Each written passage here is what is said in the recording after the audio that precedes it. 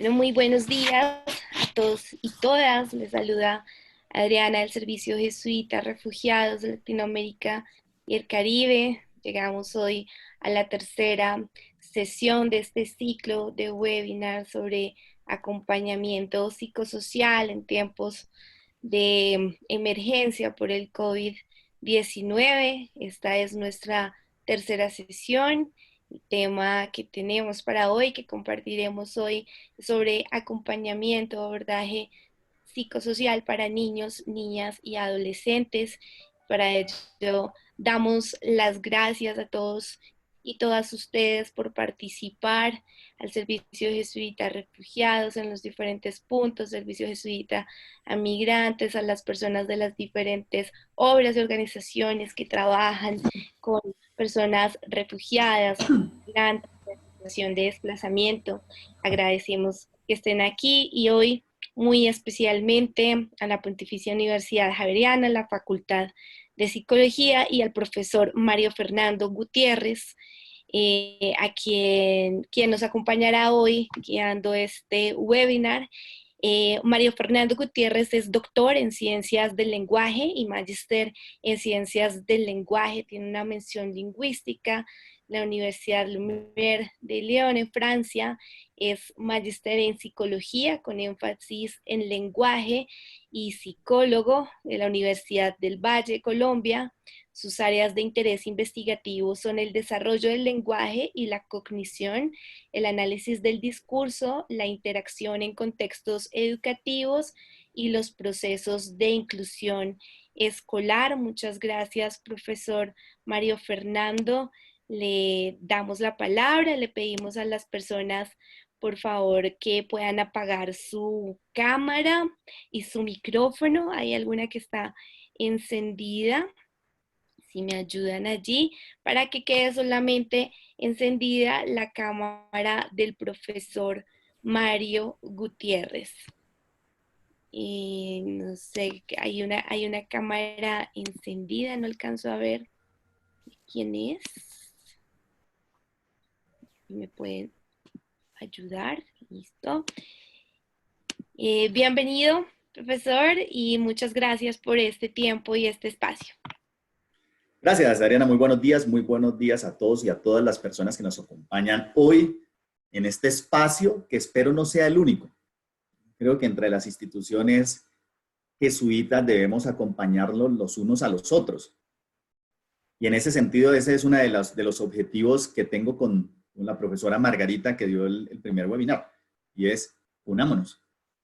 No deberíamos vernos de vez en cuando debido a las circunstancias actuales, sino que entre otras instituciones, la Pontificia Universidad Javeriana en Bogotá tiene una infraestructura montada y unos trabajos muy interesantes alrededor de problemáticas sociales que podríamos proyectar con la esperanza de que podamos aprender mutuamente. En ese sentido, no deberíamos vernos una sola vez, deberíamos vernos muchas veces. Ahí está la invitación abierta, ¿no? Para que podamos trabajar en equipo. Una aclaración antes de empezar: yo soy caleño, de Cali, Colombia. Eso quiere decir que digo lo que pienso y hablo rápido. Entonces, yo voy a tratar de contenerme, pero en algún momento, si ya estoy hablando muy rápido, entonces pueden mencionarlo por el chat. Yo tengo 3 objetivos grandes con la presentación de hoy.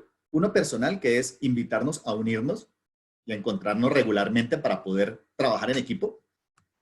Y desde la perspectiva más académica, entonces, yo voy a abordar al menos 3 elementos que están como transversal a esta discusión. El primero es la necesidad de pensar al niño dentro de la situación que estamos viviendo. Yo voy a tratar de justificar a lo largo de esta conversación que históricamente, en lo que se ha detectado en los estudios sobre migraciones, al niño se le invisibiliza. Al niño y a la niña se le invisibiliza. Es un asunto de padres quienes toman las decisiones sobre qué se hace o qué no se hace, dependiendo del marco y del contexto en el cual estén, pero al niño se le deja de lado. Entonces, allí hay una invitación ya a posicionar al niño como un actor dentro de esta situación. Y situarlo como un actor supone que él también tiene medios para apoyarse y para que ellos se apoyen mutuamente dentro de estas circunstancias. dentro de una cierta perspectiva y dentro de un cierto límite. El segundo es que si bien nos convoca hoy la situación producida por el COVID-19, muchos de los que trabajamos con niños y niñas tenemos el temor que las problemáticas tradicionales asociadas a procesos migratorios desaparezcan, queden cobijadas por la nueva situación y también se invisibilicen. Entonces, uno de los puntos que creo Margarita discutió y que yo voy a discutir hoy es que si bien hay otras características ahora, las antiguas no han desaparecido. Entonces hay que estar muy pendiente de ese trabajo. Y tercero, si lo notaron, a partir de la introducción que hizo Adriana de mi carrera, pues para mí el lenguaje es muy importante. Y esa aproximación simbólica del lenguaje a las dificultades que viven niños y niñas. Desde esa perspectiva, entre los muchos trabajos que podamos hacer con los niños y niñas en este tipo de situaciones, yo voy a utilizar mi tiempo para enfocar uno que se ha mostrado muy útil y que tiene como herramienta el lenguaje.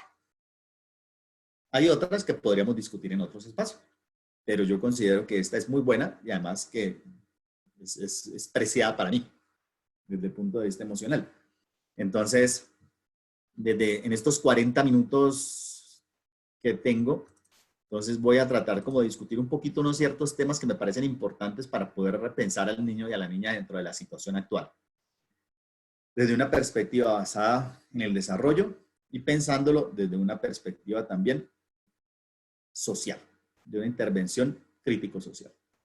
Si bien hay unos elementos que vamos a discutir que abordan lo clínico, uno de los grandes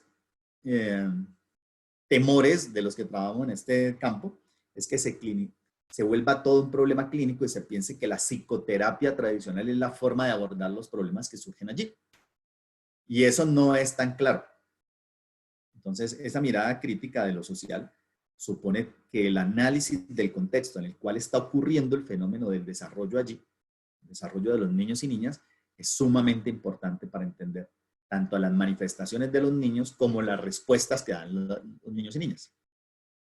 Sí, eso es como una manera pues de introducir el tema. Y empiezo con este comentario, una cita de Mohamed Choukri, que es un escritor de origen árabe muy interesante, tuvo una vida muy difícil.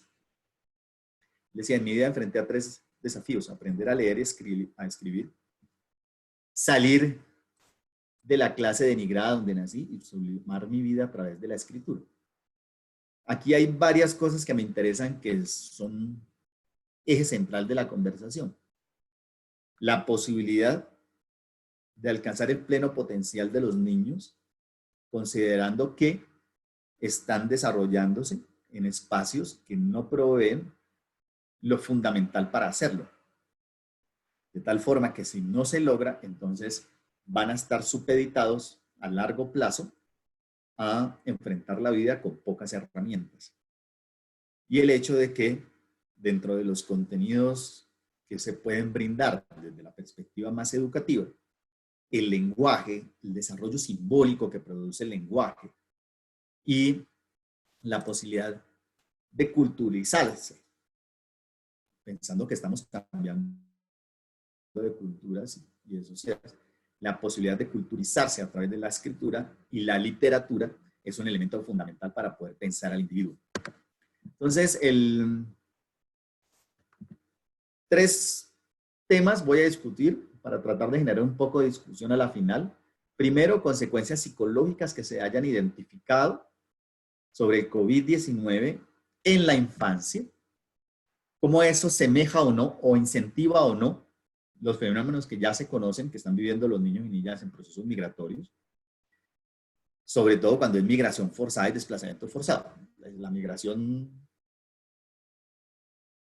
que tiene recursos es una mirada completamente diferente. Entonces, allí con una mirada psicosocial. El segundo punto, los estudios que ya se están publicando y que dan cuenta de las problemáticas asociadas a la niñez por culpa de las características con las cuales la sociedad está enfrentando el COVID y el riesgo que se cubre de invisibilizar las dificultades que genera la migración forzada, por llamarlo de alguna forma tradicional. Y una tercera perspectiva, donde vamos a discutir la sublimación del lenguaje como una forma de aproximarlos a la realidad que están viviendo y que la puedan interpretar de una cierta forma. Entonces, primero hay que analizar la naturaleza psicosocial del fenómeno. Yo pienso que inclusive en los medios de comunicación en Colombia se privilegia el aspecto clínico más tradicional, que está allí, por supuesto, pero que no cobija todos los elementos que hacen parte de la situación. Entonces, la dinámica a la cual se enfrentan los niños pasa por suponer que existe un contraste muy fuerte entre la cultura a la cual se arriba y las personas que la encarnan. Yo tengo mis formas de ver el mundo, tengo mis creencias, y cuando llego a otro tipo de contextos, entonces podrían o no ser receptivos a esa forma como yo veo el mundo. Aquí en Bogotá, en el sector del Codito, al norte de Bogotá, que es un sector bastante exigente desde sus características sociales, están llegando muchas personas del Pacífico colombiano, que generalmente son poblaciones afrocolombianas, con una cultura afro muy fuerte que privilegia la narración oral. Y llegan a contextos educativos tradicionales donde la lectoescritura tiene mucho peso. Entonces se desperdicia la naturaleza oral, se superpone la lectura y la escritura tradicional y esos elementos culturales enriquecidos que podrían alimentar incluso ese trabajo de lectoescritura se pierde. Entonces, ese limbo es lo que nosotros tratamos de trabajar, entre otros espacios en los cuales tenemos aquí desarrollo. Insistir en un punto esencial, y es la migración en sí misma no es nociva, como dice Salvador, un estudio muy interesante hecho en Centroamérica. Pues, sin embargo, si el asunto no es planificado y ordenado, pues puede causar daños irreparables al tejido social de las comunidades de origen. Entonces, hay que considerar esa dinámica de culturas allí. Y si bien está bien documentado en los casos de migración, las consecuencias físicas de la migración forzada y el desplazamiento forzado en niños y niñas son terribles. Las consecuencias psicológicas, sociales y culturales también pueden ser devastadoras para ese niño que está en crecimiento y que está elaborando formas de ver el mundo. En ese sentido, la infancia es un momento muy vulnerable en estos escenarios de violencia que hemos tenido históricamente en Colombia y en otros países. No solamente por ser víctima directa de la agresión, sino que también se es testigo de la violación de derechos humanos, de situaciones poco recomendables para la infancia. Y en ese sentido, desde una idea piagetiana muy tradicional, pues el desarrollo no brinda en la mayoría de las ocasiones las herramientas que resultan ser necesarias, tanto cognitivas como emocionales, para procesar los eventos de los cuales se es testigo o de los eventos de los cuales se es víctima. Entonces, desde la psicología se ha supuesto que hay unas formas de caracterizar el mundo que hacen parte de nuestro desarrollo simbólico además y que permiten enfrentarnos a nuevas experiencias. Eso es una de las formas por las cuales la agresión llega a niños y niñas en estas condiciones. Por ejemplo, la agresión sexual. Hay muchos estudios que muestran que desde el aspecto simbólico no se está preparado, ni tendría por qué tampoco, no se está preparado para procesar esa experiencia. En la medida que no se puede procesar, entonces empieza a generar una serie de conflictos internos en los niños y niñas. Entonces, desde esa postura, lo que se trata de defender es que se está frente a una serie de experiencias, pero esas experiencias no son tan procesables por los niños y niñas o por los adolescentes y las adolescentes. Entonces, en ese sentido, la vulnerabilidad aparece. Y muchos estudios han dado cuenta que los índices de salud mental en niños que han vivido este tipo de experiencias son significativamente menores que otros tipos de niños que han tenido una situación mucho más estable. Una de las características prototípicas de esa salud mental en ellos son las pesadillas. Algo que puede resultar común, es un muy buen indicador de la salud mental de ellos y ellas. En ese caso, los indicadores del bienestar que asumen las personas en ese tipo de situaciones son bajos. ¿Qué origina ese tipo de circunstancias frente a los cuales se enfrentan personas como ustedes? Yo como investigador, pero esencialmente ustedes que están en terreno, con los niños y niñas, pues las crisis motivadas por depresión y pánico son esperables en este tipo de muestras, en este tipo de personas que se ven enfrentadas a este tipo de situaciones. Varios estudios que se han hecho muy interesantes en Centroamérica, particularmente en Nicaragua y en Honduras, algunos que salieron recientes de Panamá, muestran cómo la tristeza es un sentimiento común identificado en niños y niñas en América Latina. Eso ya lo habían encontrado los equipos también que han trabajado para el Centro de Memoria Histórica en Colombia. Entonces, ese imaginario de los niños y la forma como se interpretan esas experiencias diarias está muy relacionada con formas inadecuadas de enfrentar los problemas. En este caso, la depresión, el pánico y la tristeza. Entonces, insisto, yo no estoy psicologizando, volviendo clínico el problema, pero es necesario reconocer que al menos dentro de una mirada mucho más individual, los niños sufren mucho en este tipo de situaciones. Y también se han encontrado, sobre todo estudios que se han hecho en comunidades indígenas en Colombia y en comunidades afrodescendientes del occidente colombiano, que las pautas de crianza de estos niños en situación de desplazamiento y migración, pues se ve alterada fundamentalmente. El nivel de las responsabilidades que tienen que afrontar en su día a día son mucho mayores de lo que los niños y niñas tradicionalmente abordan.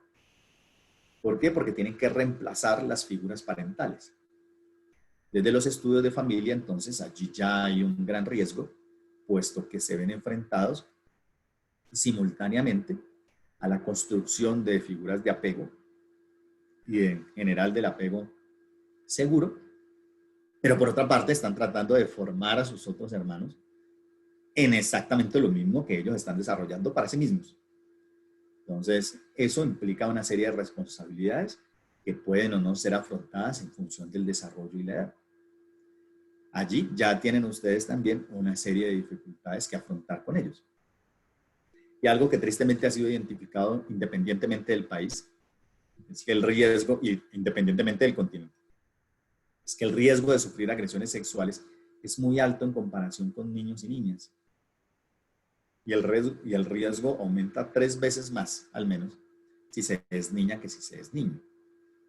Entonces, hay toda una serie de amenazas que retan el desarrollo de los niños y las niñas y que suponen una construcción muy vulnerable de los contextos en los cuales se desarrollan. Algo que se ha encontrado también aquí en Colombia, en estudios realizados, es que la autoestima de los niños se ve mermada significativamente. Y con la autoestima, los planes de vida a largo plazo. Con los niños y niñas con los cuales hemos trabajado en los últimos 2 años, que son tanto migraciones del occidente colombiano como migrantes venezolanos, encontramos que las proyecciones a largo plazo que hacen los niños y niñas no son de calidad con respecto al imaginario que tienen para sí mismos. ¿Eso qué quiere decir? Trabajamos con una niña que nos decía, yo para qué quiero ir a la escuela si yo voy a terminar pidiendo plata en la calle como mi mamá. Entonces, luchar contra esas creencias hace parte de los equipos que tenemos en el terreno. Hay que tratar de trabajar un poquito ese asunto de la autoestima porque está supeditado, entre otras cosas, a la tenencia material. No obstante, hay que reconocer que dentro de los niños también, pues hay ciertos procesos que le permiten enfrentar estas problemáticas. Por supuesto, están en una condición de vulnerabilidad y tienen muchas dificultades, pero hay unos ciertos procesos de resiliencia que pueden trabajarse para enfrentar esas situaciones. No todo está perdido. Entonces, una de las posturas de esa mirada psicosocial pasa por el hecho de entender que seguramente hay una serie de afectaciones de carácter psicológico, pero que eso todo tiene que entenderse en función del contexto social en el que están y cómo se enfrentan eso. Esas repercusiones sociales y socioculturales de la llegada sobre los autóctonos y su cultura es importante delimitarlas claramente. Hay muchos estudios, está muy bien documentado, que el aumento de migrantes genera inmediatamente una relación paranoica con el desconocido.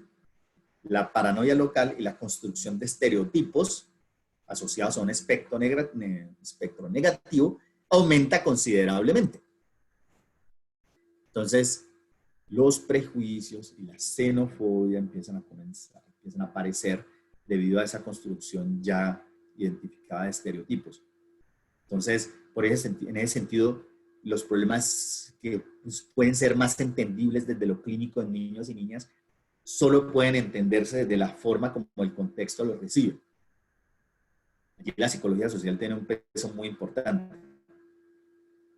La conclusión, por supuesto, de toda esta construcción de estereotipos del migrante, pues está asociado a la discriminación. Entonces, sean regularizados o no, por ejemplo, en las culturas europeas, o dentro del proceso efectivos, o la migración irregular. Entonces, el problema regional de cómo se recibe al migrante está bien identificado. Hay una discriminación profunda de las locales que tienen más poder adquisitivo que los demás. Eso con respecto a ese primer punto. Ahora, el COVID y sus problemáticas, que es lo que nos convoca hoy. El segundo eje de esta discusión, pues hay cosas que a mí me preocupan, me angustian terriblemente. El primero es lo derivado de hashtag como este. Yo me quedo en casa. De hecho, si usted mira el hashtag que aparece en el teléfono que tengo yo, entonces dice, quédate en casa. Claro, eso es uno de los grandes riesgos que se corren en una sociedad en la cual el otro no existe. Yo me quedo en casa. El problema que existe en el equipo de social de la facultad es, bueno, ¿qué ocurre cuando usted no tiene casa? ¿Dónde carajo se queda? ¿A dónde queda? Cuando usted no tiene dónde quedarse. Entonces, yo me quedo en casa, me parece muy interesante porque cobija una serie de poblaciones, pero otras no. Entonces, todo el sistema de la ONU, que cobija de cierta forma las migraciones y específicamente la infancia en esta discusión, ha puesto de manifiesto que la pandemia ocasionada por el COVID-19 puede invisibilizar las dificultades asociadas a la migración que se encuentra en desarrollo en este momento en América Latina. Entonces, estas cosas que hemos discutido hasta ahora, pues no pueden quedar en el olvido pensando en las formas como se va a adaptarse a esta nueva circunstancia. Eso es como un punto importante, al menos para nosotros aquí en la facultad. Y, por supuesto, las características que se han adoptado dentro de nuestra sociedad para enfrentar la dispersión del COVID, pues ha acrecentado las condiciones de vulnerabilidad asociadas a los procesos migratorios, entre otras cosas porque ha aumentado las condiciones de vulnerabilidad de los residentes tradicionales. Entonces, fácilmente pueden haber aumentado 5 o 6 puntos porcentuales el desempleo en Colombia, que no es un país que sea rico. Nos falta muchísimo, 200 años para eso. Entonces, desde esa perspectiva, los migrantes están llegando a un país pobre que está aumentando sus condiciones de vulnerabilidad, sobre todo la laboral. Entonces, allí hay problemas. Y la ACNUR informó para procesos al menos en Centroamérica, que los grupos delictivos están utilizando los encierros para reforzar el control sobre las comunidades. Luego esos problemas de carácter emocional se ven acrecentados enormemente.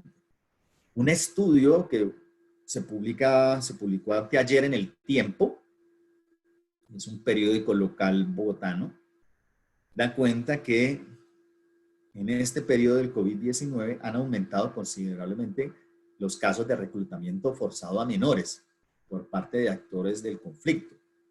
Entonces, esta situación que de por sí es compleja se está utilizando por muchos grupos armados para poder reforzar su control. Y eso genera algo que la ACNUR pone de manifiesto, y es que tan pronto las medidas se aflojen un poco, los movimientos forzados van a aumentar rápidamente. Entonces hay que estar preparados para recibir esa oleada tan pronto la movilidad se restablezca. Entonces ya para todos los problemas que tenemos en este momento, con nuestros recursos para poder afrontar la demanda, pues seguramente se va a ver incentivada dentro de poco. Hay ya estudios iniciales, o sea, la ciencia no actúa tan rápido como debiera, no obstante ya hay estudios iniciales que estamos desarrollando y se están desarrollando en América Latina, que muestran que las condiciones de encierro en el cual se ven enfrentados muchos niños, o la detención en espacios específicos, en todo caso que imposibilitan el libre movimiento, han aumentado significativamente la ansiedad y el estrés en los niños y niñas, lo cual se refleja necesariamente en otro tipo de problemáticas, como el hecho de no alimentarse o no dormir bien. Estudios realizados por nuestro equipo, en convenio con el Ministerio de Educación Nacional de Colombia, han mostrado que el rendimiento académico se ve disminuido a corto y mediano plazo. La estructura de las escuelas, la estructura de todo el aparato educativo, los currículos y los planes de trabajo en las escuelas, no reglamenta la forma y la actividad de los niños en ellas. Por lo tanto, se ven afectados, o por lo menos se ven, bueno, sí, vamos a decirlo así, afectados por las dinámicas que instauren padres y madres dentro de esos espacios en los cuales están los niños. Entonces, esa carencia de espacios estructurados y la falta de estructura en algunos hogares o en algunos espacios donde están los niños va a ir en detrimento de los alcances que estos tengan en rendimiento académico. Y en contexto de pobreza, la situación causada por el COVID pues, puede promover el desarraigo al medio escolar, determinando que niños y niñas se involucren en actividades de trabajo infantil.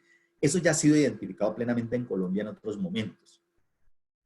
Entonces, la escuela, en una investigación que dirigí el año pasado, hace 2 años, con el profesor Wilson López, también de la facultad, identificamos cómo la escuela, y particularmente la relación cálida que tienen los niños dentro de esas escuelas con sus profesores, es un factor continente, contiene los impactos que tiene la violencia en los sectores donde están las escuelas. Allí hay un espacio relativamente seguro para que ellos se desarrollen y aprendan. Ante la carencia de ese continente, los niños pueden verse enfrentados a aumentar sus actividades de trabajo infantil, como ya ha sido identificado en La Guajira, en general la costa norte colombiana. Y si bien no hay estudios epidemiológicos sobre los efectos psicológicos del COVID-19, al menos específicamente en América Latina, ya se empiezan a conocer resultados. Hay estudios muy interesantes de China y de Italia que van dando luces sobre qué es lo que está ocurriendo con niños y niñas en este momento. Uno,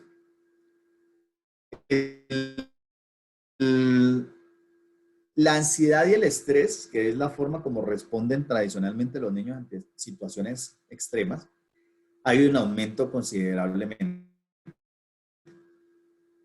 Entonces, sobre todo cuando ellos, cuidadores con los cuales tienen una relación afectiva positiva. Esto se ha encontrado inclusive en hijos de personal de salud de China. Entonces, si bien en esos hogares estructurados surge, entonces hay que tener mucho cuidado con eso, porque afecta el desarrollo del apego seguro.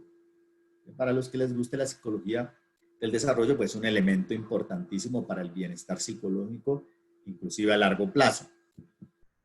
Y Dalton y su equipo dan cuenta de que los niños están muy sintonizados con el estado emocional de los padres. Eso quiere decir que adoptan para sí mismos los estados emocionales de las personas que están cuidándolos. Entonces, ese asunto inexplicable y sobre todo impredecible para los niños es percibido como una amenaza. Es bien documentado en los estudios sobre desarrollo la importancia que tienen las pautas, ¿sí? Las rutinas en la vida de los niños. Eso les da seguridad y control. Este asunto de la impredictibilidad y la incapacidad para prevenir en ciertas circunstancias, pues está generando ansiedad en los niños y niñas. Y desde los estudios sobre psiquiatría social, pues ustedes bien saben, hay dos formas de enfrentar estas dificultades para los niños. Un asunto internalizante, que es descrito ya en esta conversación, en torno a la ansiedad y el estrés de los niños. Y por otra parte, los comportamientos externalizantes que son identificados en estos estudios con más regularidad en la adolescencia. ¿Qué quiere decir eso? Quiere decir que los adolescentes están generando conductas desafiantes frente a los padres como una forma de responder a su ansiedad, que no es la misma en niños y niños, porque ellos responden más con llanto o tristeza. Entonces, también hay que trabajar muchísimo con los padres en ese sentido, porque la misma angustia que pueden surgir en los niños puede surgir en ellos, y es muy fácil para algunas personas pasar la agresión para controlar la conducta de los niños y niñas. Entonces, ya también, al menos desde una forma indirecta, Bienestar Familiar, una institución para la protección de los derechos de los niños y niñas en Colombia, ha identificado que los casos de maltrato infantil en familias ha aumentado considerablemente. Entonces, allí hay otra serie de exigencias para las personas que están encargadas de este tipo de trabajo. Y Brooks, en un metaestudio que hace sobre estudios chinos, realizados este año, muestra que es posible identificar 5 causas principales de angustia psicológica dentro de la cuarentena. La duración, el miedo a las infecciones y a la contaminación. Esto está muy relacionado pues, con ciertas estructuras de personalidad paranoide o en general con ciertos casos de neurosis. Los sentimientos de frustración y aburrimiento que afectan particularmente a los niños y niñas. Los suministros inadecuados y la información inadecuada. Este último punto es muy importante para el que voy a tratar de discutir al final. Entonces, ¿qué implica desde la forma como la Facultad de Psicología y seguramente otras instituciones como ve el asunto de los niños aquí? La visión del niño pasa por pensarlo como un sujeto de derechos. ¿Eso qué quiere decir?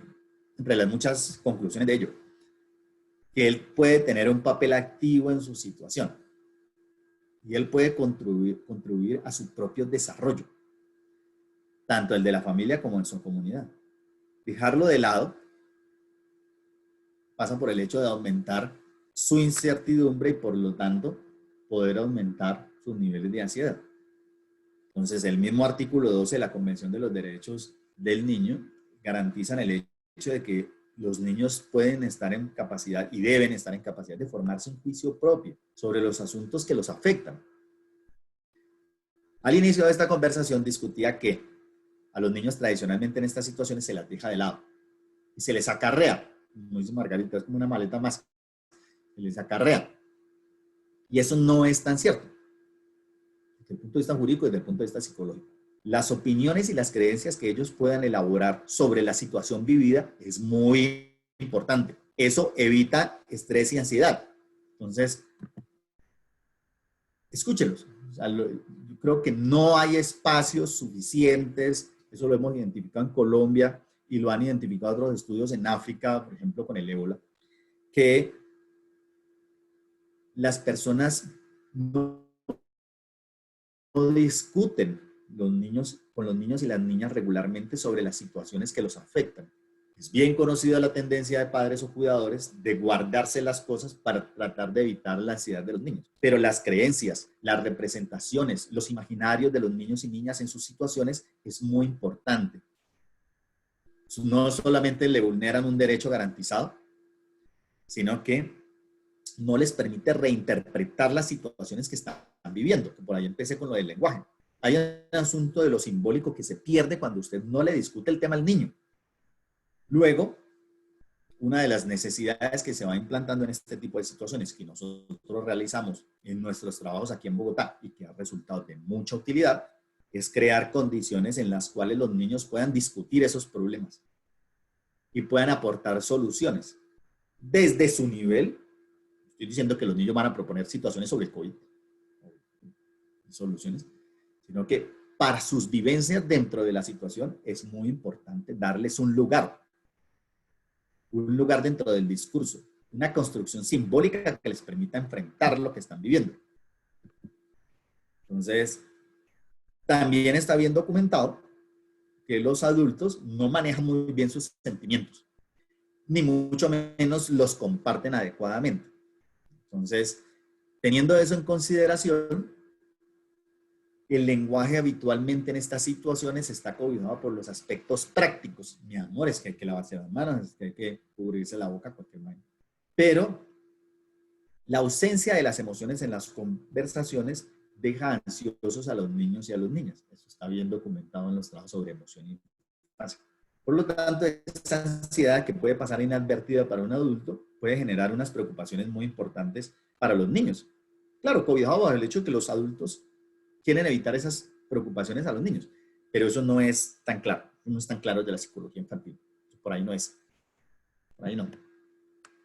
Entonces, la compañía de los padres es esencial para poder enfrentar el desarrollo, en este caso de cuidadores, si los padres no están presentes. Y el caso específico de la pandemia, pues, Sachet y Kenneth, en un estudio que empezaron a realizar en Italia, han encontrado un aumento en los niveles de miedo y de ansiedad en infantes. Y eso puede ser la punta del iceberg de situaciones mucho más complejas. Pisano también, un trabajo muy interesante que leí, muestra que en el primer mes de cuarentena en Italia se generaron grandes efectos en las emociones y en los comportamientos de los niños. 1 de cada 4 mostró síntomas regresivos de demanda de proximidad física. Ellos realmente necesitan que los cobijen físicamente, lo cual es propio de niños más pequeños, quizás menores de 5 o 6. 1 de cada 4 infantes, estamos hablando casi de adolescentes. Entonces, 1 de cada 5 manifestó temores que nunca había vivido antes. Mi esposa es terapeuta ocupacional. En el espacio que al lado de mi apartamento también está en una conferencia. Y ella trabaja en terapia con niños. Entonces, los niños están mostrando, por ejemplo, algunos de ellos ya empezaron a hacerse pipí en la cama otra vez. Entonces, esos síntomas regresivos empiezan a aparecer. Y más aún en situaciones más extremas como los niños migrantes. La mitad de los niños que encontró Pisano están irritables, se vuelven intolerantes a las reglas, ponen caprichosos y las demandas excesivas muchas veces son irreales. Entonces, esos cambios de humor, los problemas en el sueño, pues es un reflejo del nerviosismo que les causa la pandemia. Sobre todo porque sienten que es un riesgo físico. Los niños que he estado hablando estos días, muchos denominan, al menos aquí en Colombia, como el bicho. Entonces, pensar que es un animal supone también una serie de temores para los niños. Por lo tanto, si usted no le habla a los niños, si usted no le expresa sus sentimientos y la situación como es a los niños, entonces ellos empiezan a crear sus propias teorías, los cuales pueden o no ser muy correctas. Por lo tanto, allí es importantísimo discutir con ellos. ¿Cómo? Ya buscando salida, porque yo hablo muchísimo. Yo le dije a Adriana que me contuviera porque empiezo a hablar, no me para nadie. Entonces, ¿qué estoy haciendo yo, por ejemplo? Entonces, la comunicación es importante, eso ya lo hemos discutido. El Ministerio de Asuntos Civiles también dijo que por lo menos para los padres que están en sistemas de salud, es importante, quedan 10 minutos, es importante trabajar los discursos y la canalización de experiencia es importante. Para mí la narración oral en las tradiciones del occidente colombiano, las tradiciones indígenas o afrodescendientes son muy ricas cualitativamente. Y la literatura infantil, que es mi ámbito de trabajo, puede ser unos mecanismos privilegiados para responder ante las exigencias de esto. Hemos dicho que históricamente se deja de lado a niños y niñas, que es importante ubicarlos simbólicamente dentro del discurso, que los estudios han mostrado que los miedos y las pesadillas empiezan a aparecer. Luego hay que permitirles reelaborar sus experiencias y eso se puede hacer en grupo, se puede hacer con niños y niñas. Se puede hacer en espacios abiertos. Por eso tengo pavor cuando la gente piensa en psicoterapia en situaciones donde hay muchos niños. ¿Qué se puede hacer allí? Pues varias cosas. El trabajo narrativo y la literatura infantil provee espacios muy especiales para trabajar con niños. Si usted está pensando en este momento, ¿y de dónde me voy a sacar libros? Hay instituciones que financian eso. Yo puedo conectar con instituciones en Inglaterra que nos proveyeron libros para niños y niñas, libros muy interesante sobre el trabajo. Tampoco necesita que los niños sepan leer, si son muy pequeños. Un trabajo que desarrollamos aquí en Bogotá pone a los niños a narrar libros. Con las imágenes de los libros, los pone usted a narrar y el desarrollo sociocognitivo mejora ostensiblemente. El que le guste la estadística, significativamente. ¿Por qué?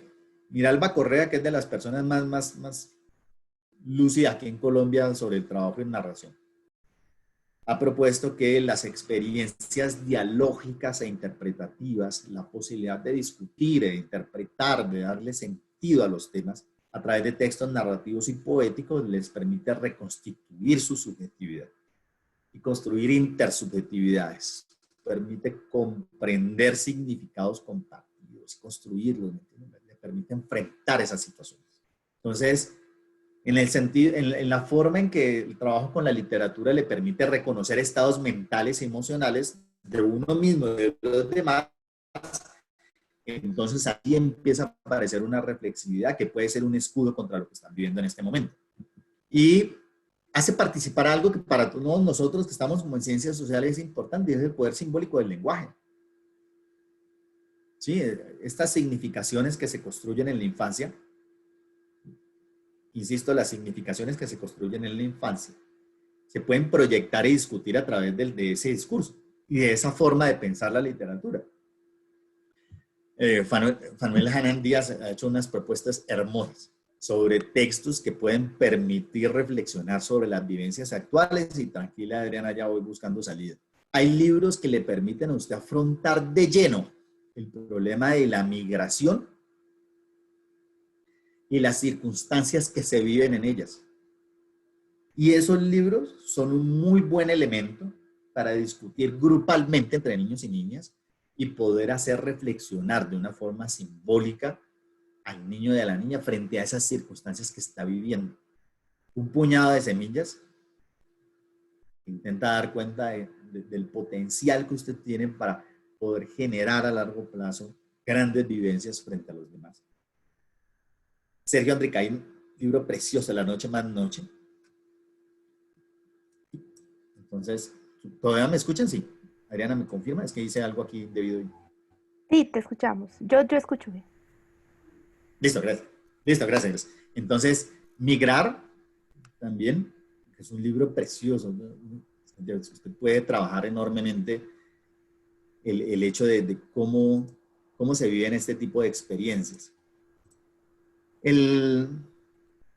Sí, de hecho, para Efren que me escribe, yo sé dónde conseguirlos y uno tendría que negociar los derechos de autor, ¿no? Pero en el trabajo de campo los tenemos en PDF, lo que pasa es que no los puedo dar así porque eso ya sería ilegal. Pero los trabajos, además como le digo, hay instituciones que le pueden financiar los libros, entonces podríamos hablarlo por correo. Entonces, Migrar, que es un libro bellísimo sobre las circunstancias del camino y cómo afectan a las personas. La Isla, también Greder, que enfrenta a los niños a cómo la sociedad te recibe. Sí, por eso los altos muros que se muestran allí.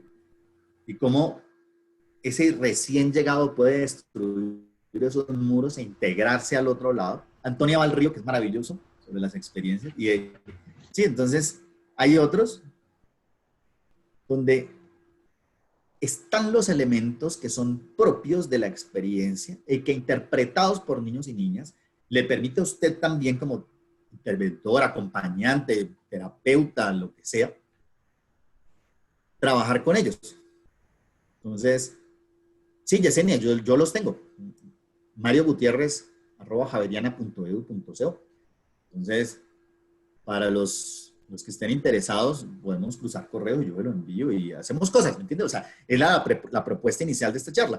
El asunto no es que nos veamos cada semestre, cada pandemia, sino que las instituciones jesuitas están en capacidad de darse la mano y podamos recorrer este camino juntos. No porque usted esté en Costa Rica o en Chile, no. O sea, si ya todos estamos en lo virtual, entonces metámonos en esto y saquémosle provecho. Pero ya para terminar, digo, este tipo de circunstancias no suponen un trabajo terapéutico tradicional, suponen una construcción compartida y dentro de esa construcción compartida abogados, enfermeras, antropólogos, psicólogos, profes, educadores, pedagogos, podemos trabajar mancomunadamente para darle esos espacios a los niños en que puedan reconstruir esas historias y no queden al desamparo de lo que las demás puedan o no, o quieran o no discutir sobre el tema. Entonces, yo le contesto a Silenia.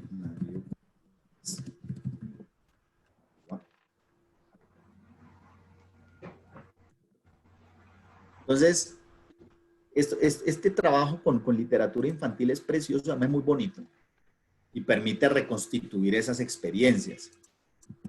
Entonces, es importante, ya para terminar, que los profesionales que trabajamos con la infancia pues puedan identificar alertas tempranas en el retraso en el desarrollo emocional y cognitivo.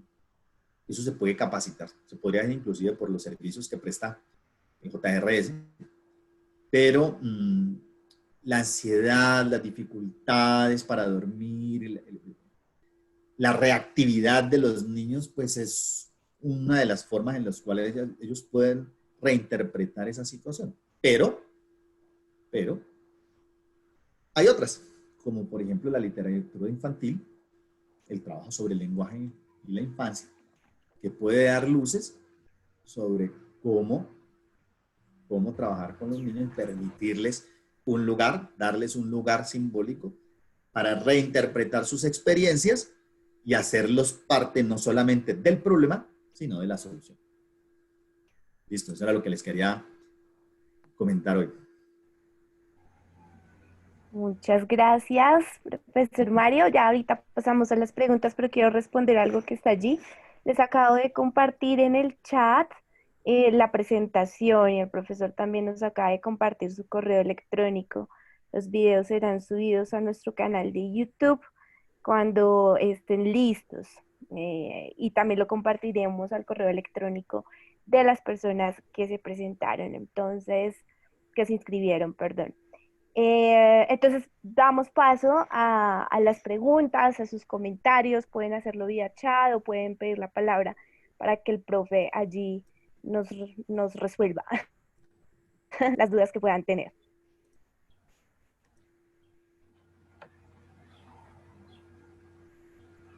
Solamente quisiera, muchas gracias, profesor Gutiérrez. A mí me tocó hacer una presentación ayer sobre el acompañamiento espiritual y la psicología social para migración, y agradezco mucho su presencia. Yo solo quiero ofrecer un libro, que yo soy chileno, pero estoy en Bogotá varado, y estoy ligado a la Facultad de Psicología, pero nosotros con un grupo que yo trabajo redactamos un libro que se llama Trinuca y Aki se cuidan del coronavirus, que además de un cuento es para pintar, y quería ofrecerlo oficialmente. Se lo voy a entregar a Adriana para que ella lo reparta a quien quiera, porque lo dejamos en modo Estupendo. libre.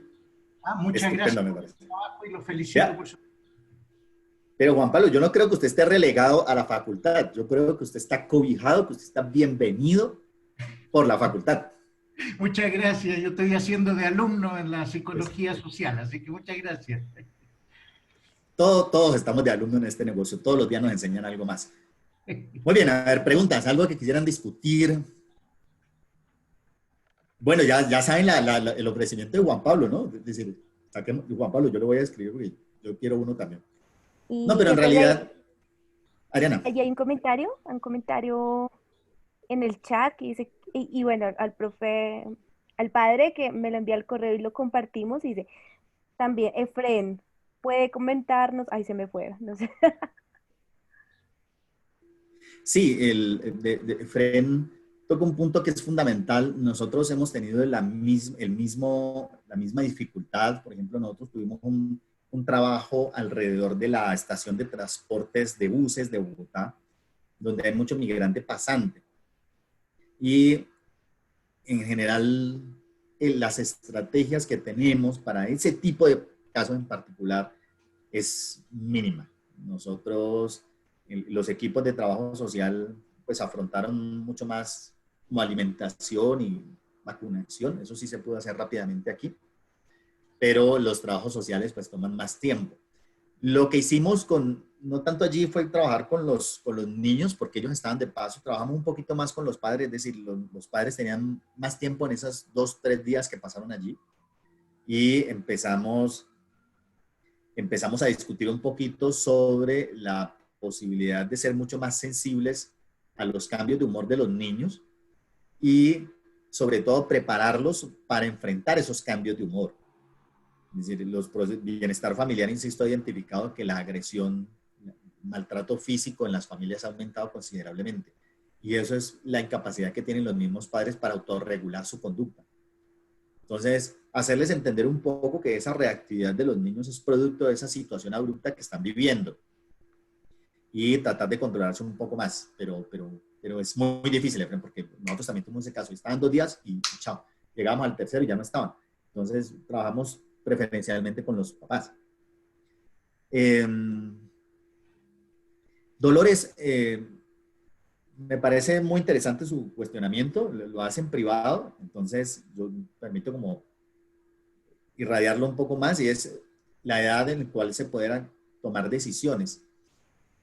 Los trabajos que hizo Miralba Correa, por ejemplo, con niños de la calle en Cali, Colombia, dan cuenta de que los niños y las situaciones que viven los forjan muy temprano, de tal forma que ellos están en capacidad de ir entendiendo. Lo hermoso y lo interesante del trabajo con literatura infantil es que usted tiene historias desde muy pequeños. Entonces yo he trabajado con un libro hermosísimo que se llama La peor señora del mundo. Un libro mexicano bellísimo, La peor señora del mundo. La forma como la comunidad enfrenta la agresión de la señora, que pasa por lo simbólico y no por la violencia, es fácilmente interpretable por niños inclusive de 3 años. Entonces, yo diría que hay que tener confianza en ellos y pensar que ellos están en capacidad de entender. Entonces,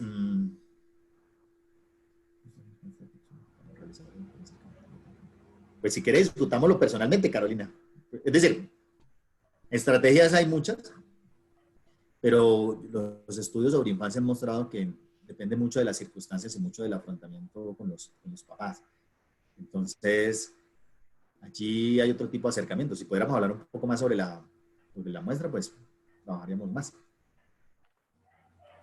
El Sileni, buenos días. Sí, esencialmente nosotros pues tenemos en ocasiones grupos muy grandes de niños y niñas.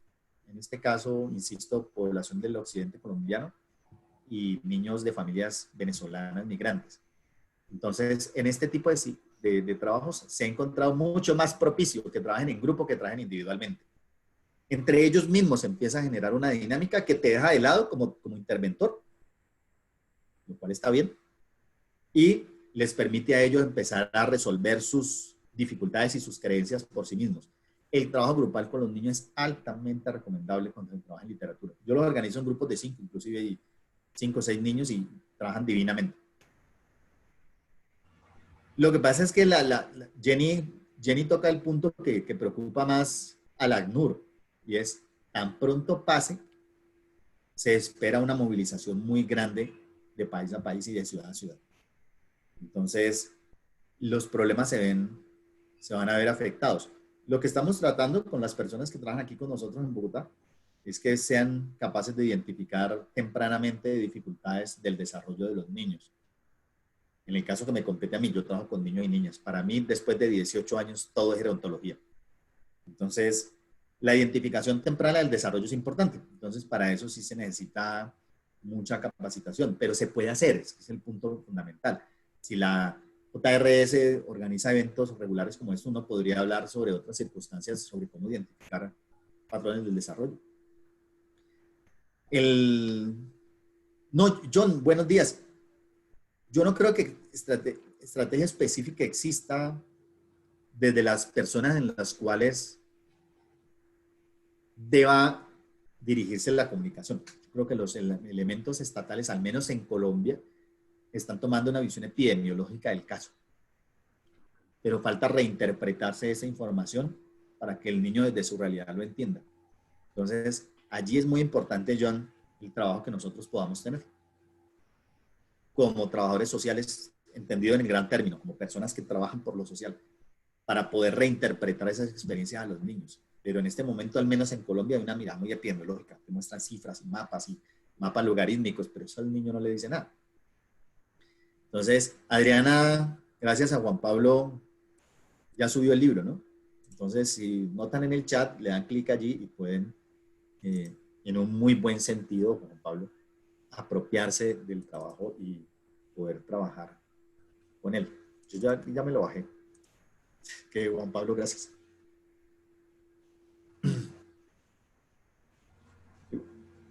Padre, qué pena, es que me estaba de confianza diciendo de Juan Pablo, sí, pero no, eso que era, no se alcanza a ver su apellido. Eh, Entonces, bueno, a ver, sigamos por aquí. Es de una autora chilena que se llama Trinidad Reed, o Trini Reed, que yo trabajo con ella, trabajamos juntos. Ella es la autora, yo soy editor de estos libros, así que está a su disposición. Muchas gracias. Perfecto, me parece que además el trabajo que se hizo con Violencia en Cali, Colombia, sobre los libros, o sea, mostró la potencia de la literatura infantil. En este momento también estamos trabajando con niños pequeños sobre deconstruir la noción de masculinidad. Estamos tratando sobre literatura infantil feminista.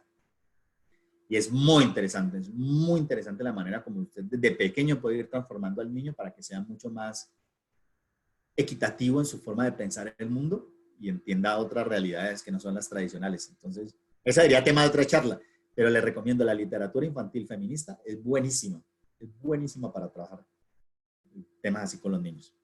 Ya tenemos varias como tareas, ideas también de nuevos webinars. Eh, les muchas gracias. Entonces sí, allí está el libro, nos están compartiendo ustedes otro. Me parece muy interesante porque la siguiente sesión que esperamos sea el próximo martes, ya les voy a confirmar la hora. El martes a las 2:30 hora Colombia, vamos a tener como un espacio de intercambio de experiencias y este que nos está compartiendo Juanis del Servicio Jesuita Colombia, que es el libro viajero, también lo pueden descargar y vamos como armando casi que una biblioteca de acompañamiento a niños y niñas. No sé si Juanis quieres activar allí el micrófono y nos cuentas brevemente de este que nos compartes. Gracias, Adriana. Bueno, nosotros en la oficina de Nariño, del JRS Colombia, diseñaron esta herramienta del libro viajero, un poco respondiendo a esa pregunta de qué sucede cuando tenemos población infantil que solo podemos ver una o dos veces y no podemos desarrollar un proceso de acompañamiento de larga duración, que muchas veces también acompañamos en la vía. Entonces, son personas que atendemos en unos momentos muy específicos, con una capacidad reducida. Entonces se diseñó este libro que también tiene algunas herramientas prácticas de juegos. Por ejemplo, tiene unas partes para recortar, unos temas para colorear. Entonces, digamos que son una herramienta para el trabajo psicosocial en la vía y que pueda prolongar un poco el acompañamiento que hacemos nosotros una vez atendemos a la persona, pero no logramos tener un proceso prolongado con ellos. Vale, muchas gracias. Bueno, les invito a que podamos encender nuestras cámaras un momento para tomar allí la fotografía antes de darle de nuevo la palabra al profe para el cierre. No, pues les agradezco mucho su compañía. Reitero la posibilidad que tiene la Facultad de Psicología y seguramente las otras facultades de trabajo de las universidades pontificias en América Latina para acompañarlos en ese proceso. Tratemos de crear redes para un trabajo conjunto y no solamente pues, de vez en cuando, sino que sea un trabajo permanente. Excelente. Tienen ustedes ahí una opción que dice reacciones, ya algunos lo están usando, entonces chévere que la podamos usar allí para tomar el pantallazo.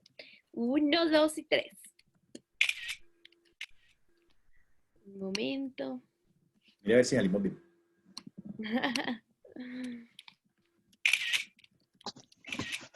Y tienen allí ustedes habilitado un espacio que dice de votación también, en donde pueden pues votar.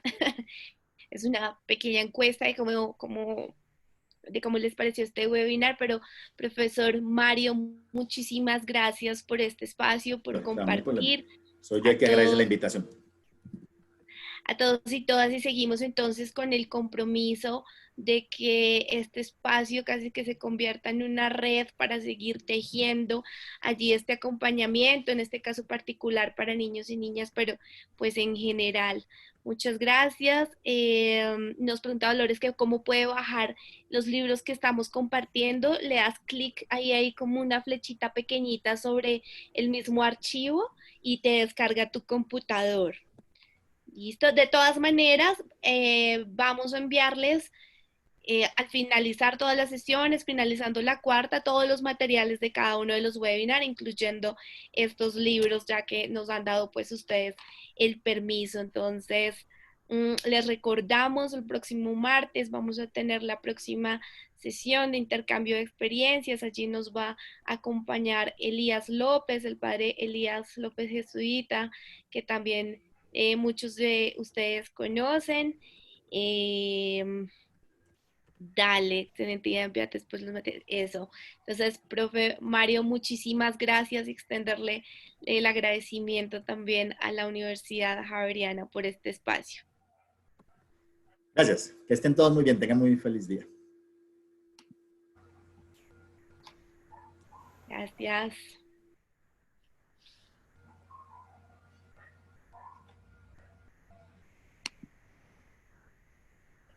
A los que decían que sí podemos enviar hoy el video, no lo vamos a enviar hoy, pero sí lo vamos a enviar. De Cáritas nos dicen lo del material impreso. Habría que establecer redes en la zona donde estás, identificar qué organizaciones pueden hacer la donación. Lo que sí funciona es hacer la carta y solicitarla, y ya tienen ustedes unos nombres de libros que pueden tener como referencias. Y si me escribes aquí al privado en el chat, tenemos de pronto ver cómo hacemos un enlace.